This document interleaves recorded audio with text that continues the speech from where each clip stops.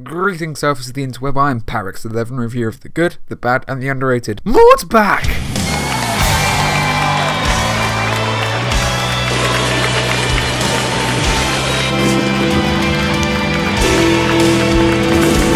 I made it no secret in my last review of one of her episodes that I'm a pretty big fan of Maud. Her deadpan humour and adorable interactions with Pinkie made her practically impossible to dislike. For me at least. The prospect of her moving to Ponyville really excited me since that would give her even more opportunities for deadpan. You get deadpan interactions! You get deadpan interactions! Everyone gets deadpan interactions! So yeah, pretty excited for this episode going in. Especially as Starlight is getting more screen time, and her roles so far this season have greatly pleased me. Will this episode be another gem in Maud's collection, or erode my patience? Let's find out as we take a look at A Rock Solid Friendship. This episode starts at Rock College. Guess some traditions have been passed down since the Stone Age of animation, as Nagato Pony is the only one graduating. I'm Maud. Hi. Thank you. You could teach Donald Trump a thing or two about public speaking. It turns out Maud is moving to Ponyville as Pinkie doesn't shut up. You're moving to Ponyville. Leaves the well-talked to Dory. After I see double, did someone put something in my tea or did DHX get really lazy? Maud also plans to go to Ghastly Gorge because, you know, rocks. Hold on to your world, cause it's about to get rocked! Pinkie, has anyone told you? You're a goofy goober! I had to. They go to that gem cave from Gauntlet of Fire, where Rarity comes along to give Maud some deadpan humour. Congratulations on your doctorate. What are you doing now? Talking to you. We need to get these two with their own sitcom. All their lines together are gems. Maud turns into a gem elitist, pointing out the gems are common. Was that university doubling as a private school by any chance? Cause I'm about to show you something that'll make you yell, alright! Alright. Contrast. They then go to the Castle of Merchandising, but Deadpan Pony reacts, well, as usual. It's even got 4 smaller rocks around it like legs! That's a tortoise.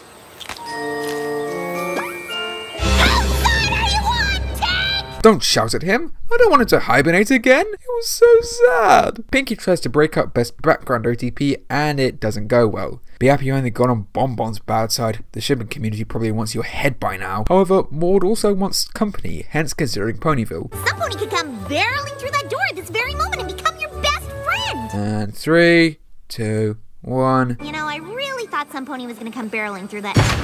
Leaked! It turns out they've met before. How is this possible? Incredible plot convenience. Have you ever come across some kind of super powerful stone that can store the cutie mark magic of, I don't know, an entire village? Subtle. And Maud, now you are guilty of aiding and abetting a known evil maniac. Enjoy your time in... What? Oh come on, was just sentenced her to friendship like the last umpteen criminals? Equestrian's lore is so boring. I gotta run a few errands. You wanna help? Do I? Of course you do! Go! Okay. She changed expressions. At the market, where hopefully everyone isn't an a-hole today, Maud acts suspicious. With the right stone, you could rule all of Equestria if you wanted to. You're messing with me. Am I? You cheeky dick waffle! So, other than rocks, what else are you into? Minerals, plate tectonics. Oh, and stand-up comedy, of course. Don't forget poetry. I like kites. Huh. I find that significantly insignificant. The trick with an SLK is not to make the spars too heavy. Okay, that's adorable. Your kind interest is significant. I was just, delivering this pizza to, you!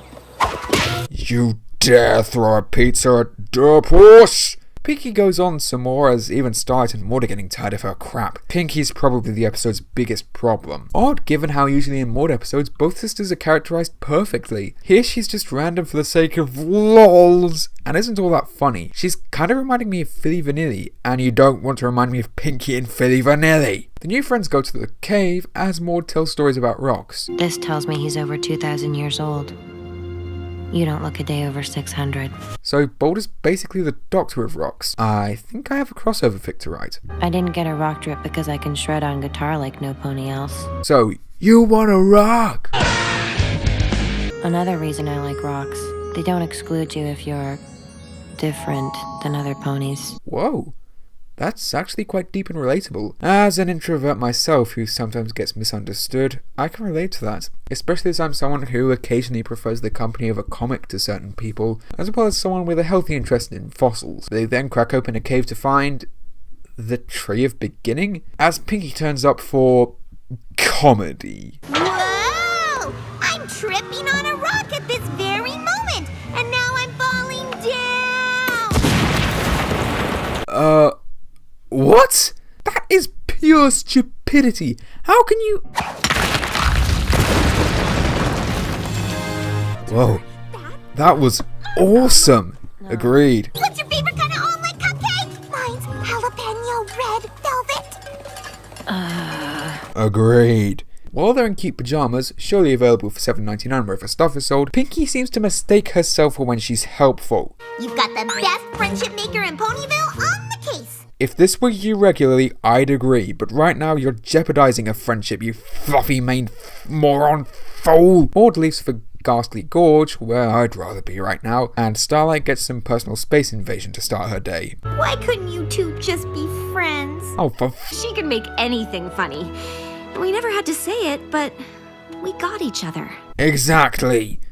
I don't need to make grand gestures or have another party pushing in with my friends. I'd like to think that our friendship says enough on its own. Whether they think the same way, I don't know. You ruined everything all the time? Starlight, stop stealing my criticisms. I'm starting to like your development, so don't make me criticize you more. I still have a good long rant about your redemption if I ever need it. Starlight decides to stay in bed rather than put up with Pinkie's rubbish, as Maud is attacked by a throwback to an episode dedicated to animal abuse. Yeah, I don't like that one much. Hello, Pinkie Pie. I found Emerald Jasper. And an unstoppable killing machine. Also, free emerald from Jasper. She's not a healthy gem to fuse with. Long live the king. Pinkie admits that she was kind of a and acknowledges that her sister's way wasn't necessarily wrong. Good to recognise that not only are there different ways of making friends, but people express friendship in different ways, as I said earlier, as well as that you should find friends who get you rather than changing yourself to make friends. I know you did it out of love. You're my best sister friend forever.